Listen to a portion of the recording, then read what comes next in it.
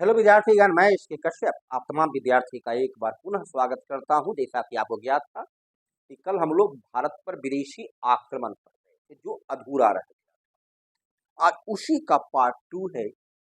विदेशी आक्रमण कल हम लोगों ने देखा कि ईरान का हखमनी वंशीय शासक, उसके बाद सिकंदर, उसके बाद सेल्यूकस निकेटर अर्थात मौर्य वंश या उसके पूर्व का जो विदेशी आक्रमण था उसकी चर्चा की। आज मौर्योत्तर, मौर्य के बाद जो भारत पर विदेशी आक्रमण होता है, मौर्य के बाद सबसे पहला विदेशी आक्रमण होता है, उसे बोलते हैं हिंद यवन। पहला जो विदेशी आक्रमण है उसे हिंद यवन के नाम से जानते हैं। उसे ग्रीक के नाम से भी जाना जाता है। सेल्यूकस निकेटर का जो राज क्षेत्र था, वास्तव में ये ग्रीक थे, लेकिन ग्रीक से यहाँ नहीं आए थे, यूनान से यहाँ नहीं आए थे। सेल्यूकस निकेटर का जो राज क्षेत्र मध्य एशिया में फैला हुआ था, उस मध्य एशिया के वो शासकगण भारत पर आक्रमण करते हैं, जिसे ही हिंद यवन कहते हैं। हिंद यवन इसलिए कहते हैं कि लोग भारत में आए, भारत में विजय प्राप्त किए, कुछ समय तक राज भी किए। उसके पश्चात यहाँ की धर्म संस्कृति में कुछ इस प्रकार घुल मिल गए, ये ज्ञात करना मुश्किल हो गया कि कौन विदेशी थे और कौन भारतीय थे। भारतीय धर्म संस्कृति इनको आत्मसात कर लिया। ये प्राचीन भारत की विरासत, सबसे महत्वपूर्ण विरासत थी कि अलग अलग काल के अलग अलग लोग आए, अलग अलग संस्कृति के लोग आए, भाषा के लोग आए और सब इस संस्कृति का एक अभिन्न अंग बन गए। ये ज्ञात करना मुश्किल हो गया कौन विदेशी थे और कौन भारतीय। हिंद यवन ग्रीक सबसे पहले आए मौर्योत्तर का। ये बैक्ट्रिया,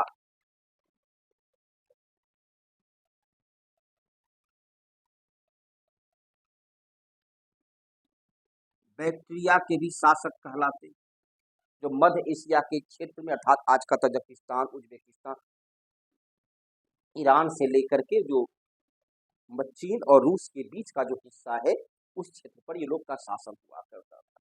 ये दो शाखा के, एक था यूक्रेटेडस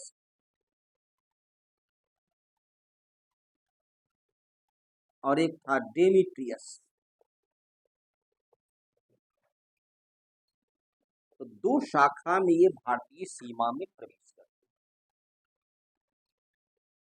हिंद यवन शासक कुछ भागवत धर्म, तो बाद में कुछ बौद्ध धर्म को स्वीकार कर लिया। हिंद यवन शासक था हेलियोडोरस।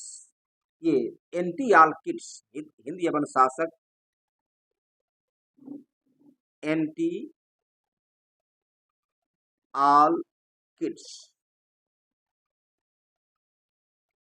हिंद यवन शासक था एंटीआलकिड्स, जिसका राजदूत हेलियोडोरस,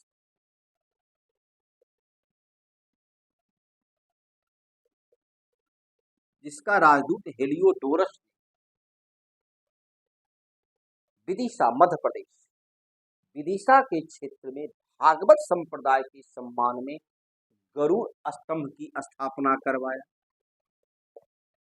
गरुड़ स्तंभ भगवान विष्णु का वाहन माना जाता है, गरुड़। तो गरुड़ स्तंभ की स्थापना कौन करवाया? एंटीआलकिड्स का राजदूत हेलियोडोरस, जो स्वयं तक्षशिला का निवासी।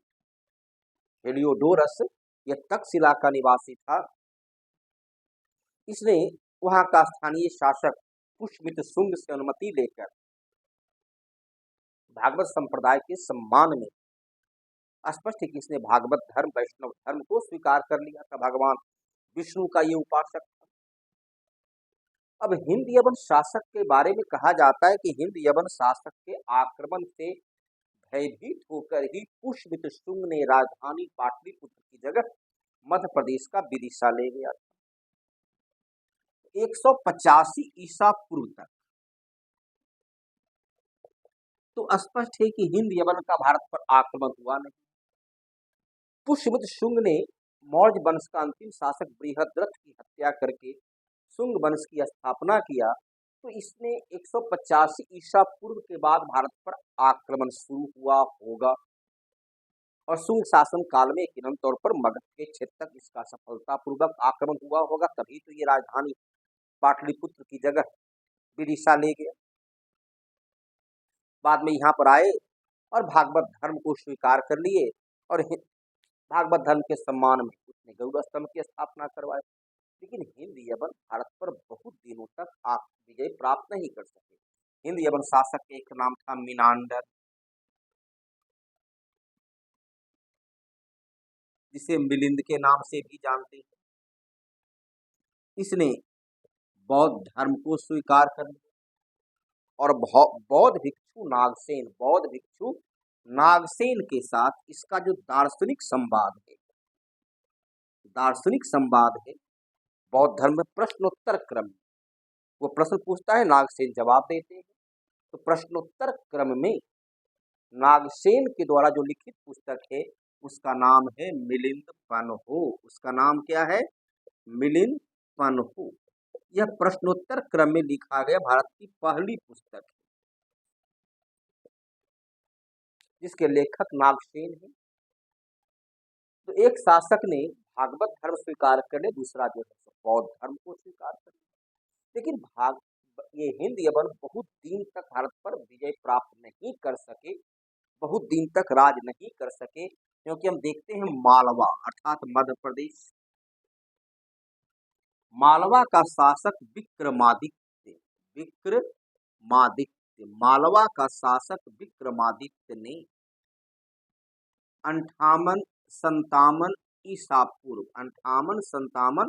ईसा पूर्व में हिंद यवन शासकों को भारत से पूर्णतः पराजित कर देता है और भारत को विदेशी दासता से मुक्त करता है। यहाँ वो लोग बस गए थे, यहाँ रह गए, लेकिन उनकी राज सत्ता समाप्त हो जाती है और भारत से पूरी तरह विदेशी दासता से मुक्ति के उपलक्ष्य में इसने विक्रम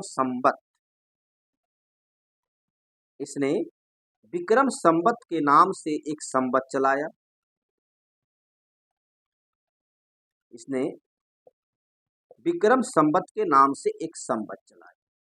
अभी भी उस विक्रम संवत भारतीय हिंदू सनातन धर्म के जो कैलेंडर है उसमें वह प्रस्तावित। अब ये प्रश्न है कि आखिरकार जब भारतीयों के द्वारा विक्रम संवत की शुरुआत हुई तो शक संवत को क्यों मान्यता दिया गया? वही कहीं विदेशी मानसिकता से ग्रसित, क्योंकि यदि हम विक्रम संवत को स्वीकार करते राष्ट्रीय पंचांग के रूप में, ईसा मसीह के पूर्व का हो जाता, अर्थात ईसाइयों के पूर्व का था, और ईसाइयों के हम कैलेंडर एक ईसवी सन को अपनाए हुए थे, इसलिए बाद का अपनाए ताकि हमारा संस्कृति को बाद में दिखलाया जाए। तो कहीं न कहीं विदेशी मानसिकता हम पर हावी रही है, इसने विक्रम संवत क्यों लाया। अब यदि पूछा जाए आज विक्रम संवत क्या है, अब देखिए अभी चल रहा है 2024 प्लस आप कर दें 57, तो 7 4 11 5 2 7 1 8, अर्थात अभी 2081 ईस्वी चल रहा है विक्रम संवत के आधार पर। तो विक्रम संवत की शुरुआत हो जाती है। हिंद यवन शासकों ने ही भारत में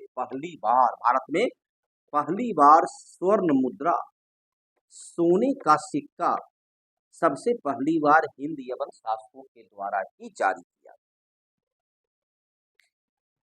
लेकिन उसकी मात्रा सीमित थी, राज्य क्षेत्र भी सीमित समय तक रहा, उसकी संख्या भी सीमित, लेकिन भारत में सर्वप्रथम सोने का सिक्का हिंद यवन शासकों के काल में ही जारी किया गया। सोने के सिक्का से दूसरा प्रश्न आता है, वह राजा जिसने सोना के सिक्का को अपने नाम के साथ जारी किया, तो वो था भीमकडफिसस, जिसने सोना के सिक्का को अपने नाम के साथ जारी किया। और सबसे शुद्ध सोना का सिक्का कनिष्क के शासन काल में, सर्वाधिक सोना का सिक्का गुप्त शासन काल में। ये 4 प्रश्न जो है सोने के सिक्का से संबंधित पूछा जाता है। ये था भारत पर हिंद यवन ग्रीक बैक्टीरिया के बारे में। उसके पश्चात भारतीय क्षेत्र में जो अगला प्रवेश करते हैं वो थे शक। ये मध्य एशिया का, ये भी मध्य एशिया का ही, मध्य एशिया का घुमंतू जाति चारागाह की खोज में कहा जाता है सी हुआंगटी ने चीन का दीवार बनवाया था, तो शक के ही वह उसके आताताइयों से, उसके आक्रमण से भयभीत होकर, परेशान होकर उसने विशाल दीवार का निर्माण कर दिया था। तो यह मध्य एशिया का घुमंतु चारागाह की खोज में खानाबदोश जाति भारतीय सीमा में प्रवेश करती है और शुरू में तो साकल सियालकोट को राजधानी बनाती है। उसके पश्चात हम देखते हैं कि आगे ऐसे हिंद यवन की जो राजधानी थी सियालकोट ही हुआ करता था, जो वर्तमान पाकिस्तान के क्षेत्र में पड़ता है। तो इसक जो है कई शाखा में, अलग अलग शाखा में आया। इसे हम कहते हैं उत्तरी शक छत्र, इसके राजा को छत्र बोलते थे, और पश्चिमी शक छत्र। तो उत्तरी शक छत्रप ने तक्षशिला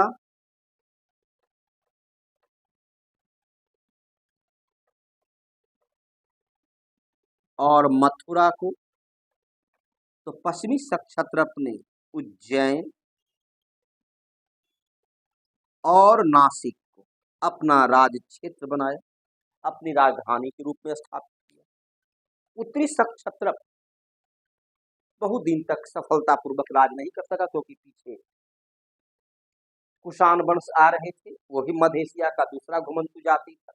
हाँ, पश्चिमी शक छत्रप ने भारत पर लंबे समय तक, यहाँ तक कहें गुजरात के क्षेत्र में लगभग 400 वर्षों तक नाम मात्र का ही सही, लेकिन वो शासक के रूप में रहे। एक स्थानीय पंचायत की तरह का ही कर सकते हैं, लेकिन वो एक शासक के रूप में लगभग 400 वर्षों तक रहे।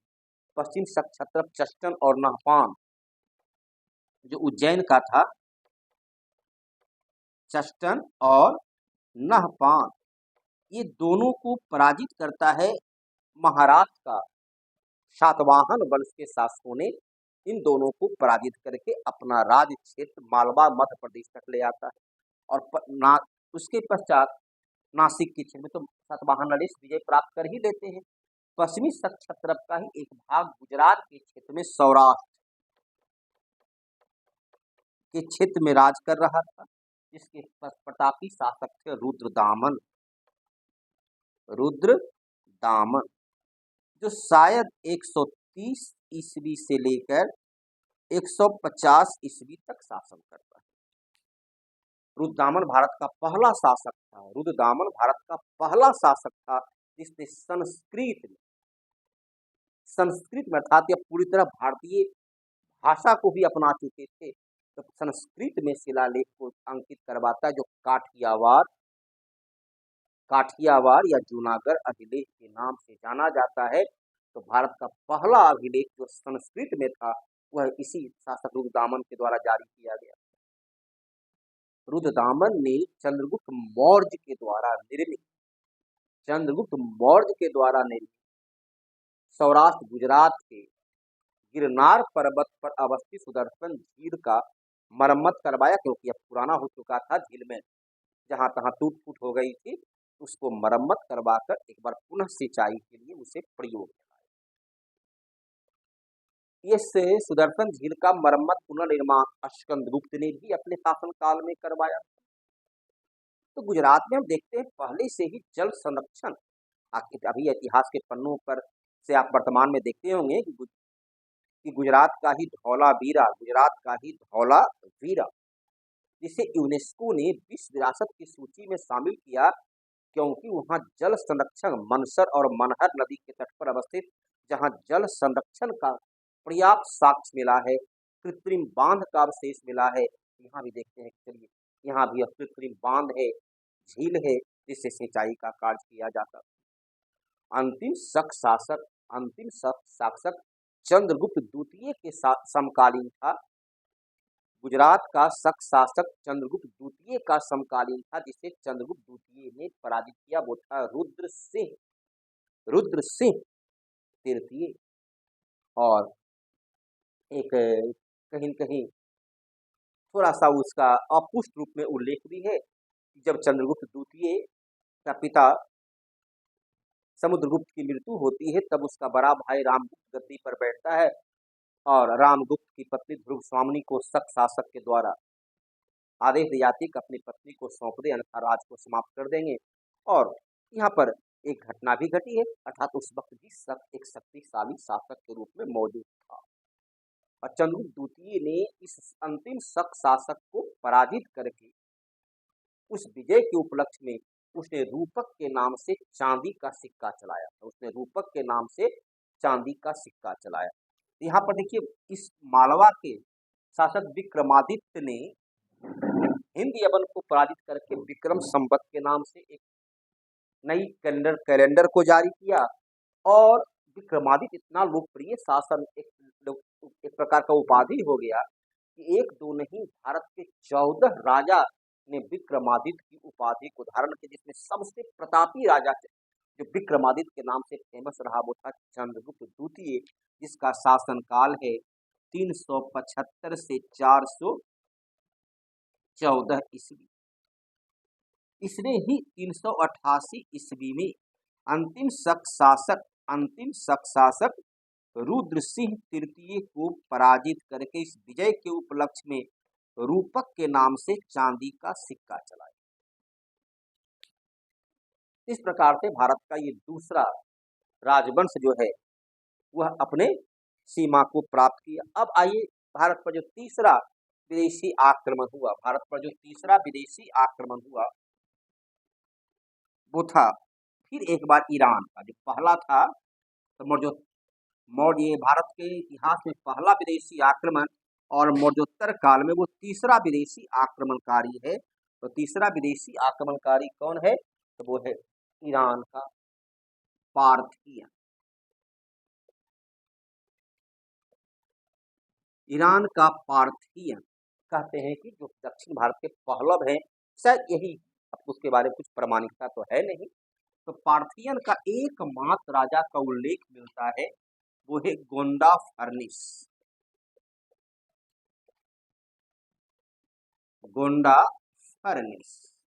ये एकमात्र पार्थियन वंश के शासक है जो वर्तमान अफगानिस्तान के क्षेत्र पर राज करता था। इसके काल की उपलब्धि रही कि पहली बार एक यूरोपीय तो लोग पहले से हिंदी या तो यूरोपीय ही हुए, सिकंदर भी यूरोपीय हुआ, यूरोपीय तो भारत पहले भी आया था, लेकिन एक यूरोपीय पादरी, पोप, धर्म गुरु भारत में धर्म प्रचार को आते हैं, उसका नाम है संत टॉमस रू। अब इसी नाम से तो आप जानते हैं कि जहांगीर के काल में 1615 में, जहांगीर के शासन काल में ब्रिटिश राजा जेम्स का राजदूत बनकर आया था सर टॉमस रू। तो वो राजनयिक था, ये सन्यासी है। तो पहला ईसाई धर्म प्रचारक जो भारतीय सीमा में प्रवेश करता है वो है गोंडा फर्निस के शासन काल में संत टॉमस रो। यही अपने वंश का एकमात्र राजा गोंडा फर्निस का उल्लेख है।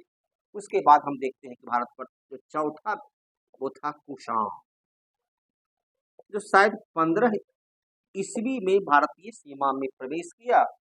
यह भी मध्य एशिया का यूची जनजाति का कबीला था और इसका पहला शासक जो है वो है कुजूल कडफिसस। दूसरा शासक है भीम कडफिसस और इसी भीम कडफिसस ने पहली बार राजा के नाम के साथ ईस्वी सन के साथ सिक्का को जारी करता है। और यहाँ से भारत के इतिहास में सिक्का एक महत्वपूर्ण मोड़ लाता है। न्यूमिस्मेटिक सिक्का के अध्ययन को कहते हैं, जहाँ सिक्का के माध्यम से भारत के वंशावली को तैयार किया जाने लगा। इसके बाद कौन राजा बने। तो सिक्का के माध्यम से वंशावली तैयार करने की शुरुआत में सबसे पहला राजा है भीम कडफिसस। और इसी सिक्का से ज्ञात होता है कि भीम कडफिसस के बाद अगला शासक जो बना वह था कनिष्क। अब इन दोनों के बीच क्या संबंध है ये तो बतलाना मुश्किल है। ऐसे माना जाता है कि कनिष्क की राज्यारोहण की तिथि 78 ईस्वी से शक संवत की प्रारंभ होती ही। अब कनिष्क शक को विनाश करने वाला था, शायद शक को पूरी तरह समाप्त करके ये गद्दी पर बैठा 78 ईस्वी और अपनी राज्यारोहण की तिथि से शक संवत की शुरुआत मानती। जबकि कुछ नए अनुसंधानकर्ता का कहना है कि कनिष्क का राज्यारोहण 127 ईस्वी में हुआ है। कनिष्क का राज्यारोहण जो है 127 ईस्वी में हुआ है। तो पूरा का पूरा यहाँ, क्योंकि कुजुल कट की सदी 15 ईस्वी में आया, तो कुजुल और बीमा मिलकर के लगभग 125 वर्ष राज किए, तब तो कनिष्क 127 ईस्वी में गद्दी पर बैठा। वह आज भी थोड़ा सा संदिग्ध है, क्या है। ऐसा माना जाता है कनिष्क की राज्यारोहण की तिथि से शक संवत, और ये शक संवत की शुरुआत क्यों किया पता नहीं। शक विजय के उपलक्ष्य में शक संवत चलाया, जो भी कारण रहा हो, उसका कुछ प्रमाणिक साक्ष्य है नहीं। तो कनिष्क के राज्यारोहण की तिथि शक संवत से, जिसे भारत सरकार ने 1957 में राष्ट्रीय पंचांग, भारत सरकार के द्वारा इसे राष्ट्रीय पंचांग का दर्जा दिया गया। मैंने चर्चा किया कि आखिरकार विक्रम संवत की जगह शक संवत को क्यों दिया गया, तो प्रमाणिकता तो है नहीं। ये कहीं न कहीं यूरोपीय मानसिकता, गुलामी की मानसिकता उसके पीछे जरूर रहा होगा। कनिष्क भारत ही नहीं, पूरे मध्य एशिया क्षेत्र का सबसे शक्तिशाली शासक गिना जाता है। इसका राज क्षेत्र, इसकी राजधानी जो है पेशावर, पुरुषपुर उस वक्त उसका नाम हुआ करता था, और द्वितीय राजधानी इसकी थी मथुरा। इसने इसका राज मगध के क्षेत्र तक, पाटलिपुत्र तक इसकी विजय की उल्लेख मिलता है। तो मगध से लेकर के यह मध्य एशिया का, आज का उज्बेकिस्तान, कजाकिस्तान होते चीन तक इसका राज का फैलाव।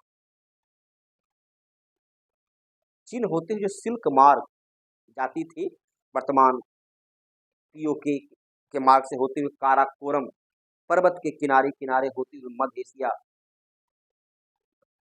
के उन तमाम मार्ग पर इसका अधिकार था। भारत और यूरोप को जोड़ने वाला वही एकमात्र स्थल मार्ग था, तो तमाम व्यापार उसी से हुआ करता था। और चूंकि इसका अधिकार था, उस व्यापार से प्रचुर मात्रा में इसे कर टैक्स प्राप्त होता था, जिससे शक्तिशाली राज बनता चला गया। कनिष्क के शासन काल में भारत में सबसे शुद्धतम सोना का सिक्का इसी के शासन काल में जारी होता है, क्योंकि पूरे वह सिल्क मार्ग पर इसका अधिकार था, और बड़े लंबे दूरी तक अधिकार था। जहां जहां टोल टैक्स लगता होगा सारा, अब सोचिए कि उन लद्दाख के क्षेत्र पर भी इसका अधिकार था। तो चीन से लद्दाख के सीमा में प्रवेश करते हुए पाकिस्तान, वर्तमान पाकिस्तान से होते हुए अफगानिस्तान होते हुए वह तिब्बत के मार्ग से काराकोरम श्रेणी में उज्बेकिस्तान तक पहुंचता था, सभी पर इसका अधिकार। एशिया के वो सीमा तक, जहां पर एशिया और यूरोप की सीमा मिलती, वहां तक इसका अधिकार था। तो पूरे के पूरे सिल्क मार्ग पर इसका अधिकार होने से प्रचुर मात्रा में धन संपदा इसे प्राप्त होता था। इसका जो दूसरा मार्ग था, जो फारस की खाड़ी होते हुए यूरोप तक पहुंचा था, उस फारस की खाड़ी पर भी इसका अधिकार था। ईरान तक के क्षेत्र पर इसका अधिकार था। यदि कोई जल मार्ग से यात्रा करेंगे, जल मार्ग से व्यापार करेंगे, तो वहां भी इसे चुंगी प्राप्त होगा। यह एक शक्तिशाली राजवंश रहा। कनिष्क के शासन काल की बड़ी उपलब्धि ये रही कि सबसे शुद्ध सोना का सिक्का जारी हुआ। इसमें प्रारंभिक सिक्का जो है, वो तो आपका यूनान के जो देवता थे उनकी आकृति का था, क्योंकि मध्य एशिया पर सिकंदर के बाद सैकड़ों वर्षों तक यूनानियों का शासन रहा। उनके देवी देवता का सिक्का था। बाद में गौतम बुद्ध के सिक्के आकृति का भी सिक्का, खरा गौतम बुद्ध की आकृति का सिक्का, और भिन्न भिन्न मुद्रा में जारी किया गया। लेकिन तुलनात्मक रूप से बुद्ध की आकृति का सिक्का यूनानी देवी देवता की सिक्का की तुलना में कम। कनिष्क की जो उपाधि भी थी, वो हम कैजर, कनिष्क की उपाधि है हम कैजर, जो यूनानी शासक उपाधि धारण करते थे। कनिष्क ने भारत में एक नई विधा की शुरुआत की, अर्थात राजाओं की मूर्ति बनाकर पूजा, जैसा यूनानी लोग करते थे। तो कनिष्क ने राजाओं की, अपने वंशजों की मूर्ति बनाकर, मंदिर बनाकर पूजा, लेकिन भारत में वो सफल नहीं हो सका।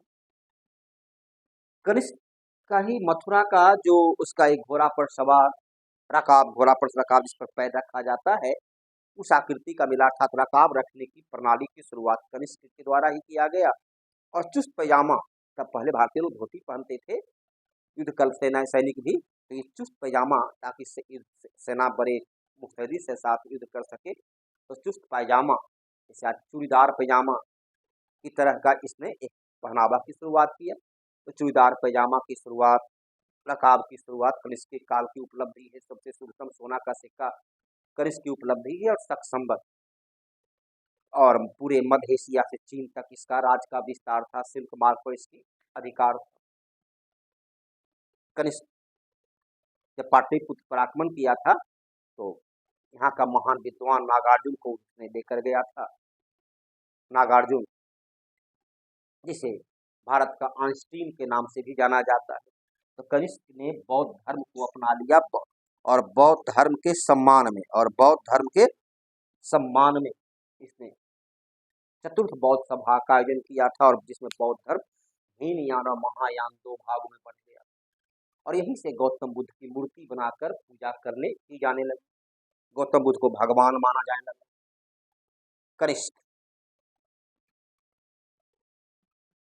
के काल में एक विदेशी मूर्ति कला, गंधार कला, यूनानी कला, ग्रीक कला की शुरुआत होती है। इसमें प्रारंभिक रूप से गौतम बुद्ध की जो मूर्ति बनी, यूनानी देवता अपोलो, सूर्य, ईरान का जो सूर्य देवता थे उनको अपोलो कहा गया। अपोलो देवता से अधिक मिलता है, गौतम बुद्ध से कम मिलता है। तो गौतम बुद्ध की जो प्रारंभिक मूर्ति है वह अपोलो देवता से अधिक मिलता है गौतम बुद्ध की तुलना। यह तो गौतम बुद्ध की पहली मूर्ति जो बना वो मथुरा कला में बना, लेकिन सर्वाधिक मूर्ति जो बनी वो गंधार कला। गंधार कला क्या है? वो यथार्थवादी, जैसा कि मनुष्य की आकृति होती है उसी प्रकार। और मथुरा कला आदर्शवादी है, जिसे कि आजकल फोटो को मोबाइल पर इरेज करके बड़ा सुंदर, आकर्षक, भव्य, चमकता हुआ बनाते हैं। तो मथुरा कला भी तब आभा मंडल तैयार की जाती थी और यहाँ पर यथार्थ। तो मथुरा कला आदर्शवादी था और गंधार कला यथार्थवादी था। गंधार कला यूनानी कला थी, ग्रीक कला थी। गंधार क्षेत्र में उसका विकास हुआ, इसलिए उसे गंधार कला के नाम से जाना गया। तो कनिष्क के काल में विदेशी मूर्ति कला, गंधार कला का भी विकास होता है।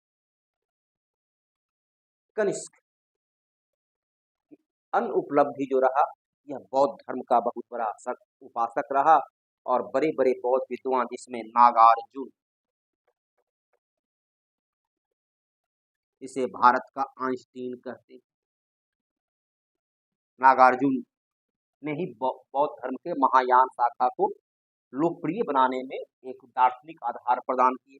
नागार्जुन की पुस्तक है प्रज्ञा पारमिता। प्रज्ञा पारमिता, इसे शून्यवाद का प्रतिपादक माना जाता है। शून्यवाद का प्रतिपादक माना जाता है। इसने प्रज्ञा पारमिता, माध्यमिका सूत्र, माध्यमिका सूत्र के नाम से पुस्तक लिखा। प्रज्ञा पारमिता माध्यमिका सूत्र के नाम से पुस्तक लिखा। शून्यवाद का प्रवर्तक था। दूसरा विद्वान थे अश्वघोष।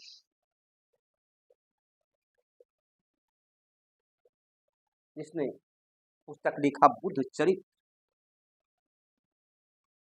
इसे बौद्ध धर्म का रामायण कहा जाता है। बुद्ध चरित्र को बौद्ध धर्म का रामायण कहा जाता है, जिसे अश्वघोष की तुलना यूरोपीय विद्वान कांट से की जाती है। उसके अलावा है वसुमित्र, जो चतुर्थ बौद्ध सभा का अध्यक्षता किया था। इसने विभाषा शास्त्र नामक पुस्तक लिखा, जिसे विभाषा शास्त्र को क्या बोलते हैं? विश्वकोश के नाम से, इसे विश्वकोश के नाम से जाना जाता है। तो तीन बौद्ध विद्वान के अलावा इसका दरबारी में चरक, जिसे चरक संहिता नामक पुस्तक लिखा और चरक को आयुर्वेद का जनक मानते। तो बौद्ध विद्वान नागार्जुन, अश्वघोष, वसुमित्र और चिकित्सक चरक इसके दरबारी हुआ करते थे। नागार्जुन को वह पाटलिपुत्र पर जब आक्रमण किया था तब यहाँ से लेकर गया था। तो इससे स्पष्ट था कि पाटलिपुत्र तक उसका राज था। और कनिष्क की मृत्यु के बाद वासुदेव, भविष्य अन्य राजा हुए, लेकिन धीरे धीरे वो राज कमजोर पड़ते गए और इस क्षेत्र पर, मगध के इस क्षेत्र पर हम देखते हैं गुप्त ने अपनी साम्राज्य की स्थापना की और कनिष्क के वंश को सदा सदा के लिए समाप्त कर दिया। इस प्रकार से मौर्योत्तर के बाद ये 4 आक्रमण।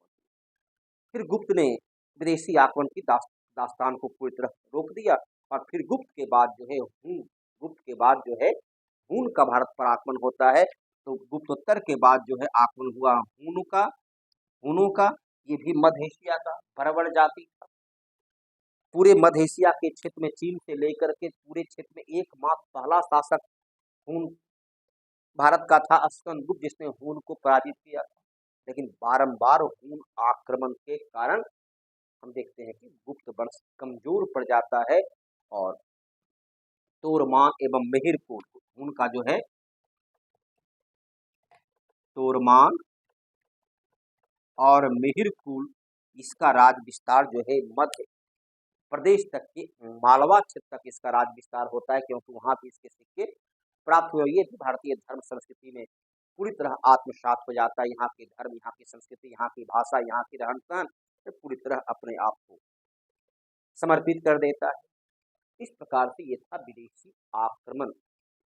तो 3 आक्रमण मौर्य के पूर्व, 4 आक्रमण मौर्य के बाद और 1 आक्रमण गुप्त के बाद। तो प्राचीन काल में यही 8 आक्रमणकारी थे जिसने भारत पर आक्रमण किया और 8 भारतीय धर्म संस्कृति में पूरी तरह इस प्रकार घुल मिल गए। भारतीय धर्म संस्कृति को आत्मसात कर लिया कि विदेशी और भारतीयों का ये अंतर ही समाप्त हो जाता है। इस प्रकार से ये विदेशी आक्रमण के बारे में यहाँ भी हम देखते हैं कि हुन भी भारत पर बहुत दिन तक राज नहीं कर सका। 467 ईस्वी तक तो स्कंदगुप्त शासन कर रहा था, तो वहां तो ये प्रवेश कर नहीं सका। स्कंदगुप्त के कमजोर उत्तराधिकारी में प्रवेश किया और 532 ईस्वी में मालवा का, एक बार पुनः देखते हैं कि मालवा का शासक अबर था यशोधर्मन, इसने इसे पराजित करके भारत को विदेशी दासदास से मुक्त कर दिया। ये था विदेशी आक्रमण के संबंध में। मुझे उम्मीद करते हैं कि आपको पढ़ाई रोचक, ज्ञानवर्धक लगा होगा, और यदि ऐसा लगा है तो इसे लाइक करना, शेयर करना और सब्सक्राइब करना तो बनता है। विद्यार्थीगण, धन्यवाद।